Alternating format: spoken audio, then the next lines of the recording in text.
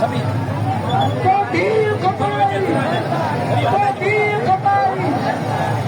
Assalamualaikum. Situasi aja pagi amal sa wajan kayo sudah thaki naik canal के खिलाफ corporate firing के खिलाफ अज जनमोहन खान असा पूरी फैमिली समेत सिद्ध महासा वचन वफा करण लाइ थाणे में हुते बबुले वापस ते पहुतो या पूरी सिंध का सभी उस्ताद ने असांजो इस्तक़बाल कयो ऐं सलाम पेश कया सॼे उस्ताद बरादरी खे सिंध वासियुनि खे हुननि सिंध सां वफ़ा जी इता कई आहे हिते लखे माण्हुनि जो समुंड आहे ॿुधूं पिया हिते सहाफ़ी हर सवाल था कनि त मुराद अली शाह पर ऐलान कयो आहे घरू वज़ीर तरफ़ां ऐलान कयो आहे त थाणे ते ॾाढ करे का कई वेंदी ॿुधी छॾियो सिंध जा हुकुमरानो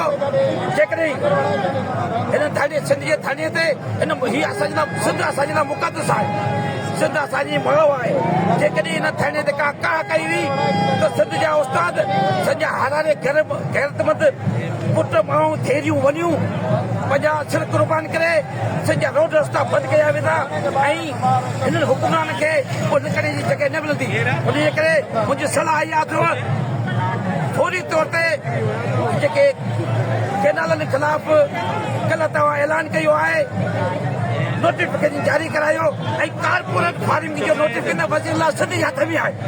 फौरी तौर ते जारी करायो न त हीअ जदोजहद अणखुट आहे 70 सालनि खां पोइ सिंध जागी आहे सिंध जे वहदत जे मथां वार कयो आहे 70 सालनि खां सिंध जा वसीला फुलट थी रही आहे गैस असांजो बिजली असांजी पाणी असांजा समुंड असांजा धरती असांजी उन धरती ते असां निंदण कयूं सभु हरामी खणी था वञनि तव्हांखे हाणे